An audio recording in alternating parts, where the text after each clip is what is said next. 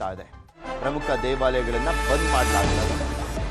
ಗ್ರಹಣ ಆದ ನಂತರ ದೇವಸ್ಥಾನವನ್ನೆಲ್ಲ ತೊಳೆದು ನಂತರ ವಿಶೇಷವಾದಂಥ ಪೂಜೆ ಪುರಸ್ಕಾರಗಳನ್ನು ಮಾಡಲಾಗುತ್ತೆ. ಗ್ರಹಣದ ಸ್ಪರ್ಶ ಕಾಲ ಮಧ್ಯಾಹ್ನ 3:20. ಸಂಪೂರ್ಣ ಗ್ರಹಣ ಸಂಜೆ 4:34. ಗ್ರಹಣದ ಮೋಕ್ಷ ಕಾಲ ಸಂಜೆ 6:47. ಬೆಳಗ್ಗೆ ಪೂಜೆ ಬಳಿಕ ದೇಗುಲಗಳನ್ನು ಬಂದ್ ಮಾಡಲಾಗ್ತದೆ.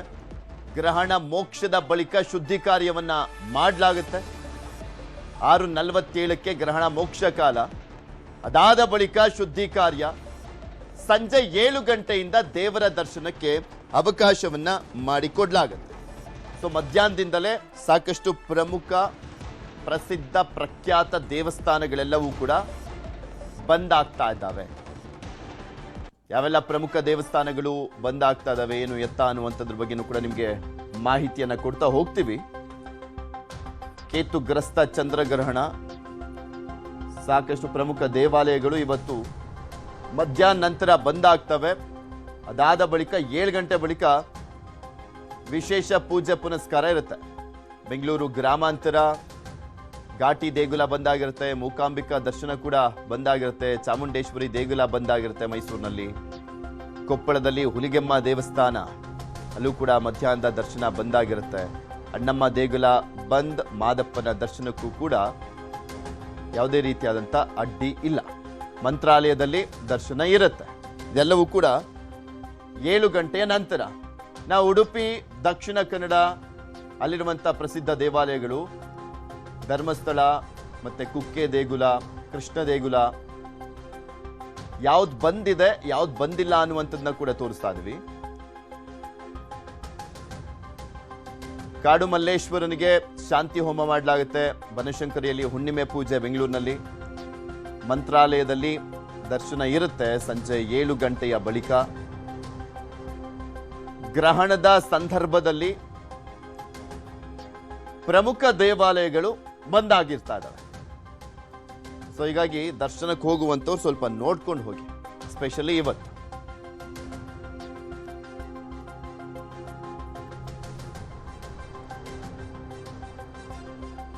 ಗ್ರಹಣ ಇರುವಂತ ಕಾರಣಕ್ಕೋಸ್ಕರ ಪ್ರಮುಖ ದೇವಾಲಯಗಳು ಬಂದಾಗಿ ಶುಚಿಯಾದ ಬಳಿಕ ಮತ್ತೆ ಓಪನ್ ಮಾಡಿ ದರ್ಶನಕ್ಕೆ ಅವಕಾಶವನ್ನ ಮಾಡಿಕೊಡ್ಲಾಗತ್ತೆ.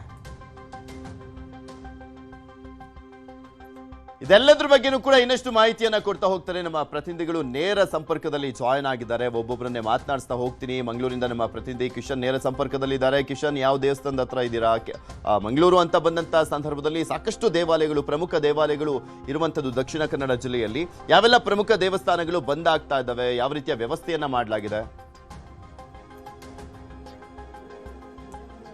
ಪೃಥ್ವಿ, ನಾನಿತ್ತು ಮಂಗಳೂರಿನ ಇತಿಹಾಸ ಪ್ರಸಿದ್ಧ ಕ್ಷೇತ್ರ ಕದ್ರಿ ಶ್ರೀ ಮಂಜುನಾಥ ಕ್ಷೇತ್ರದಲ್ಲಿದ್ದೇನೆ. ನೀವು ದೃಶ್ಯಗಳಲ್ಲಿ ಗಮನಿಸ್ತಾ ಇದ್ದೀರಿ, ಬೆಳಗಿನ ಕೂಡ ಸಾಕಷ್ಟು ಸಂಖ್ಯೆಯಲ್ಲಿ ಭಕ್ತರು ಆ ಕ್ಷೇತ್ರದ ಹರಿದು ಬರ್ತಾ ಇದ್ದಾರೆ. ಈಗಾಗಲೇ ಇಲ್ಲಿ ಸತ್ಯನಾರಾಯಣ ಪೂಜೆ ಕೂಡ ಆಗಿದೆ. ಇವತ್ತು ಬೆಳಗ್ಗೆ ಸುಮಾರು 11 ಗಂಟೆ ವೇಳೆಗೆ ದೇವಸ್ಥಾನದ ಬಾಗಿಲು ಬಂದಾಗತ್ತೆ. ಯಾವುದೇ ರೀತಿಯಾಗಿ ಅನ್ನ ಪ್ರಸಾದದ ಸೇವೆ ಇವತ್ತು ಕದ್ರಿಯ ಮಂಜುನಾಥ ಕ್ಷೇತ್ರದಲ್ಲಿ ಇರೋದಿಲ್ಲ. ಯಾಕೆಂದ್ರೆ ಪ್ರತಿನಿತ್ಯ ಇಲ್ಲಿ ಅನ್ನದಾನದ ವ್ಯವಸ್ಥೆ ಇರುತ್ತೆ, ಆದರೆ ಇವತ್ತು ಇರೋದಿಲ್ಲ. ಸಂಜೆ ಸುಮಾರು 7:30 ಬಳಿಕ, ಅಂದ್ರೆ ಗ್ರಹಣ ಮೋಕ್ಷದ ಬಳಿಕ ದೇವಸ್ಥಾನದ ಶುದ್ಧೀಕರಣ ಆದ ಬಳಿಕ ಇಲ್ಲಿ ಪೂಜೆಗಳು ಕೂಡ ಆಗುತ್ತೆ. ಆ ಬಳಿಕ ದರ್ಶನದ ವ್ಯವಸ್ಥೆಗಳನ್ನು ಕೂಡ ಮಾಡಲಾಗಿದೆ. ಇದು ಕದ್ರಿಯ ಕ್ಷೇತ್ರದ ವಿಚಾರ. ಆದ್ರೆ ಇನ್ನು ದಕ್ಷಿಣ ಕನ್ನಡ ಜಿಲ್ಲೆಯಲ್ಲಿ ಸಾಕಷ್ಟು ಪ್ರಸಿದ್ಧ ಕ್ಷೇತ್ರಗಳಿವೆ. ಅದು ಧರ್ಮಸ್ಥಳ ಆಗಿರ್ಬೋದು, ಕುಕ್ಕೆ ಸುಬ್ರಹ್ಮಣ್ಯ, ಸೌತಡ್ಕ, ಕಟೀಲು ಸೇರಿದಂತೆ ವಿವಿಧ ಕ್ಷೇತ್ರಗಳಲ್ಲಿ ಕೂಡ ಇದೇ ರೀತಿಯ ವ್ಯವಸ್ಥೆಗಳನ್ನು ಮಾಡಲಾಗಿರುವಂಥದ್ದು. ಪ್ರಮುಖವಾಗಿ ಧರ್ಮಸ್ಥಳ ಕ್ಷೇತ್ರದಲ್ಲಿ ಸುಮಾರು ಮಧ್ಯಾಹ್ನ 1:30 ತನಕ ದರ್ಶನದ ವ್ಯವಸ್ಥೆಯನ್ನು ಮಾಡಲಾಗಿದೆ. 2 ಗಂಟೆ ತನಕ ಅನ್ನದಾನದ ವ್ಯವಸ್ಥೆಗಳನ್ನು ಕೂಡ ಮಾಡಲಾಗಿದೆ. ಆ ಬಳಿಕ ದೇವಸ್ಥಾನದ ಬಾಗಿಲು ಓಪನ್ ಆಗೋದಿಲ್ಲ, ಬಂದಾಗತ್ತೆ. ಸಂಜೆ ಸುಮಾರು 7:30 ಬಳಿಕ ಮತ್ತೆ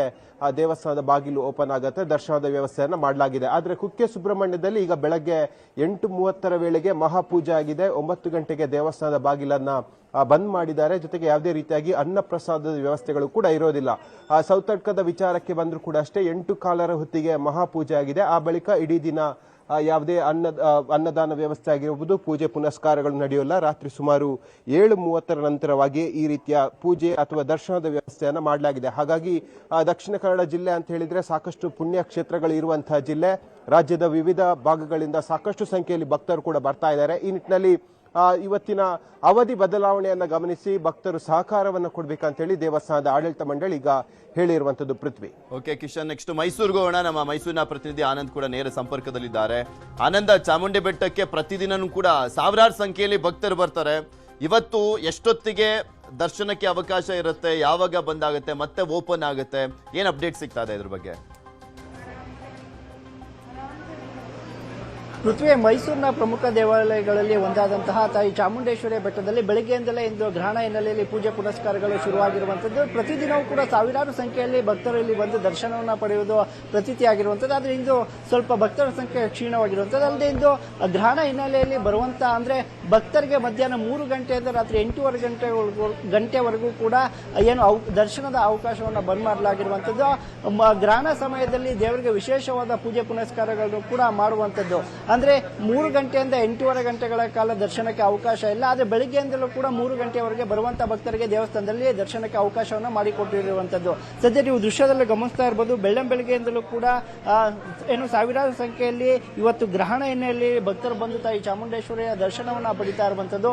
ಅಲ್ಲದೆ ಏನು ಗ್ರಹಣ ಹಿನ್ನೆಲೆ ಒಂದಷ್ಟು ಭಯಭೀತರಾಗಿರ್ತಾರೆ, ಯಾವುದೇ ರೀತಿಯಲ್ಲೂ ಕೂಡ ಏನು ಆಗಬಾರ್ದು ಅಂತೇಳಿ ತಾಯಿ ಚಾಮುಂಡೇಶ್ವರಿಯ ಮೊರೆಯನ್ನ ಭಕ್ತರು ಹೋಗ್ತಾ ಇರುವಂತದ್ದು. ಸರತಿ ಸಾಲಿನಲ್ಲಿ ನಿಂತು ಒಬ್ಬೊಬ್ಬರಾಗಿ ತಾಯಿ ಚಾಮುಂಡೇಶ್ವರಿಯ ದರ್ಶನವನ್ನ ಪಡಿತಾ ಇದ್ದಾರೆ. ಮೈಸೂರಿನ ಅಂದ್ರೆ ತಾಯಿ ಚಾಮುಂಡೇಶ್ವರಿ ದೇವಸ್ಥಾನವನ್ನ ಹೊರತುಪಡಿಸಿ ಕೂಡ ನಂಜನಗೂಡಿನ ನಂಜುಂಡೇಶ್ವರ ದೇವಸ್ಥಾನದಲ್ಲೂ ಕೂಡ ಏನು ದರ್ಶನದಲ್ಲಿ ಬದಲಾವಣೆ ಆಗಿರುವಂತದ್ದು. ಅಂದ್ರೆ ಅಲ್ಲೂ ಸಹ ಗ್ರಹಣದ ಸಮಯದಲ್ಲಿ ವಿಶೇಷವಾಗಿ ನಂಜುಂಡೇಶ್ವರನಿಗೆ ಪೂಜೆ ಪುನಸ್ಕಾರಗಳನ್ನ ಮಾಡಲಾಗುತ್ತೆ. ಬಳಿಕ ಮಧ್ಯಾಹ್ನದ ಪ್ರಸಾದ ಹಾಗೂ ರಾತ್ರಿಯ ಪ್ರಸಾದವನ್ನ ನಂಜುಂಡೇಶ್ವರನ ಬರುವಂತಹ ಭಕ್ತರಿಗೆ ನಿರ್ಬಂಧವನ್ನ ಈ ಬಾರಿ ಮಾಡಲಾಗಿರುವಂತದ್ದು. ಇನ್ನು ಪ್ರಮುಖ ಮೈಸೂರು ನಗರದಲ್ಲಿರುವಂತಹ ದೇವಸ್ಥಾನ ಅಂತ ಹೇಳಿದ್ರೆ ಅದು ಕೋಟೆ ಆಂಜನೇಯ ಸ್ವಾಮಿ ದೇವಸ್ಥಾನ ಇರಬಹುದು, 101 ಗಣಪತಿ ದೇವಸ್ಥಾನ ಇರಬಹುದು, ಅಲ್ಲೂ ಕೂಡ ಸಮಯ ಬದಲಾವಣೆ ಆಗಿರುವಂತದ್ದು. ಸಂಜೆ 6 ಗಂಟೆಯಿಂದ 8 ಗಂಟೆವರೆಗೂ ಕೂಡ ಬರುವಂತಹ ಭಕ್ತರಿಗೆ ದರ್ಶನಕ್ಕೆ ಅವಕಾಶವನ್ನ ನಿರ್ಬಂಧವನ್ನ ಮಾಡಲಾಗಿರುವಂತದ್ದು. ಇನ್ನು ತಾಯಿ ಚಾಮುಂಡೇಶ್ವರಿಯ ಬೆಟ್ಟದಲ್ಲಿ ಏನು 8:30 ಗಂಟೆಯ ನಂತರದಲ್ಲಿ ಬರುವಂತಹ ಭಕ್ತರಿಗೆ ಅಂದ್ರೆ ಗ್ರಹಣ ನಂತರದಲ್ಲಿ ಶುದ್ಧಿ ಕಾರ್ಯ, ಸ್ವಚ್ಛತೆ ಕಾರ್ಯ ಎಲ್ಲವನ್ನು ಮುಗಿಸಿ ದೇವರಿಗೆ ವಿಶೇಷ ಪೂಜೆಯನ್ನು ಸಲ್ಲಿಸಿ ಬರುವಂತಹ ಭಕ್ತರಿಗೆ 8:30 ಗಂಟೆಯ ನಂತರದಲ್ಲಿ ದರ್ಶನಕ್ಕೆ ಅವಕಾಶವನ್ನ ಕಲ್ಪಿಸಲಾಗಿರುವಂತದ್ದು. ಪೃಥ್ವಿ. ಓಕೆ ಆನಂದ್, ನೆಕ್ಸ್ಟ್ ಬೆಳಗಾವಿಗೆ ಹೋಗೋಣ. ನಮ್ಮ ಪ್ರತಿನಿಧಿ ಚಂದ್ರಕಾಂತ್ ಸುಗಂಧಿ ನೇರ ಸಂಪರ್ಕದಲ್ಲಿ ಜಾಯ್ನ್ ಆಗಿದ್ದಾರೆ. ಚಂದ್ರಕಾಂತ್, ಆಲ್ಮೋಸ್ಟ್ ಎಲ್ಲ ಕಡೆ ಗ್ರಹಣ ಇರುವಂತಹ ಹಿನ್ನೆಲೆಯಲ್ಲಿ ಪ್ರಮುಖ ದೇವಸ್ಥಾನಗಳು ಬಂದಿರುವಂತದ್ದು. ಬೆಳಗಾವಿಯಲ್ಲಿ ಯಾವೆಲ್ಲ ಪ್ರಮುಖ ದೇವಸ್ಥಾನಗಳು ಬಂದಿರ್ತವೆ, ಅದಾದ್ಮೇಲೆ ಓಪನ್ ಆಗುತ್ತೆ, ವಿಶೇಷ ವ್ಯವಸ್ಥೆಯನ್ನ ಮಾಡಿಕೊಡ್ಲಾಗಿದೆ ಭಕ್ತರಿಗೆ?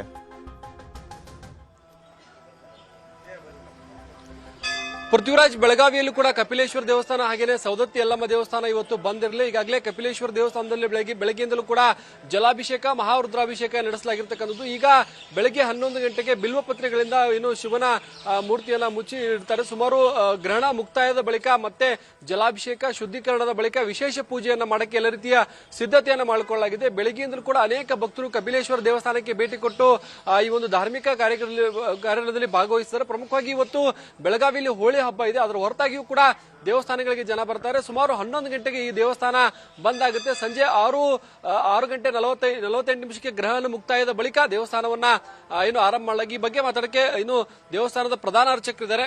ಸರಿ, ಬೆಳಗ್ಗೆಯಿಂದ ಏನ್ ಪೂಜೆ ಮಾಡಿದ್ರಿ, ಮತ್ತೇನು ಸಂಜೆ ಏನಿರುತ್ತೆ ಪೂಜೆ? ಓಂ ನಮಃ ಶಿವ. ಈ ಬೆಳಗಿನಿಂದ ದಿನಾಲೂ ದೈನಿಕ ಕ್ರಿಯಾಕರ್ಮ ದೇವರಿಗೆ ಯಾವ ತರ ಅಭಿಷೇಕ ಮಾಡಬೇಕೋ ಆ ತರ ಅಭಿಷೇಕ ದೇವರಿಗೆ ಬೆಳಿಗ್ಗೆ ಎದ್ದುಕೊಳ್ಳೆ ಪಂಚಾಮೃತ ಅಭಿಷೇಕ, ರುದ್ರಾಭಿಷೇಕ, ಲಘು ರುದ್ರಾಭಿಷೇಕ ಎಲ್ಲ ನೆರವೇರಿದಾವೆ. ಇದೇ ತರ ಪ್ರತಿದಿನ ನೆರವೇರ್ತವೆ. ಆಮೇಲೆ ಇವಾಗ 11 ಗಂಟೆಗೆ ನಾವು ಕಪಿಲೇಶ್ವರರ ಮಹಾದೇವರನ್ನ ಸಂಪೂರ್ಣವಾಗಿ ಬಿಲ್ಲು ಪತ್ರದಿಂದ ಮುಗಿಸ್ತೇವೆ. ಇದೊಂದು ಆಚರಣೆ. ಗ್ರಹಣ ಕಾಲದಲ್ಲಿ ಸೂರ್ಯಗ್ರಹಣ ಇರಲಿ, ಚಂದ್ರಗ್ರಹಣ ಇರಲಿ, ಪ್ರತಿ ಪುರಾತನ ಕಾಲದಲ್ಲಿ ಇದೊಂದು ಬಂದಂತ ಒಂದು ಪ್ರಕ್ರಿಯೆ. ಆ ತರ ನಾವು ಕಪಿಲೇಶ್ವರ ದೇವಸ್ಥಾನದ ಶಿವಲಿಂಗವನ್ನ ಬಿಲ್ಲು ಪತ್ರದಿಂದ ಮುಚ್ಚಿ ಗರ್ಭಗೃಹನ ಬಾಗಿಲಾಗ್ತೇವೆ. ಇಡೀ ಮಂದಿರ ಬಂದಿರ್ತದೆ. ಯಾವಾಗ ಯಾರಿಗೂ ದರ್ಶನಕ್ಕೆ ಅವಕಾಶ ಇಲ್ಲ, ಯಾವುದೋ ನೈವೇದ್ಯದ ಏನೂ ಇರುವುದಿಲ್ಲ.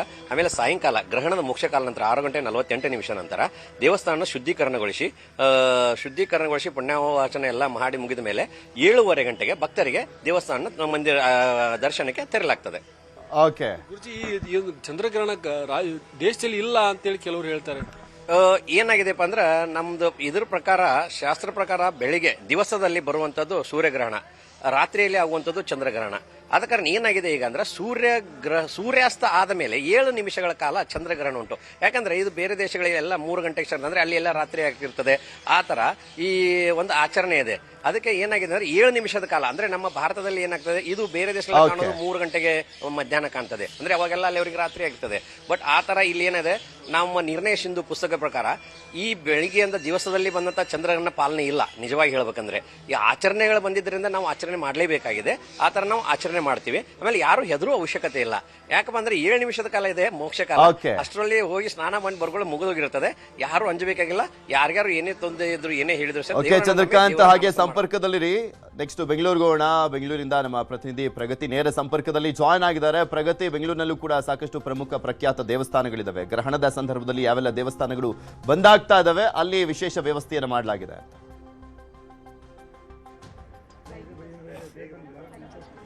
ಪೃಥ್ವಿ, ಇವತ್ತು ಪೂರ್ಣ ಪ್ರಮಾಣದ ಚಂದ್ರಗ್ರಹಣ ಹಿನ್ನೆಲೆ ವರ್ಷದ ಮೊದಲ ಚಂದ್ರಗ್ರಹಣ ಇವತ್ತು ನಡೀತಾ ಇರುವಂತದ್ದು. ನಗರದ ಅನೇಕ ದೇವಸ್ಥಾನಗಳಲ್ಲಿ ವಿಶೇಷವಾದಂತಹ ಪೂಜೆಯನ್ನು ಕೂಡ ಮಾಡಲಾಗಿದೆ.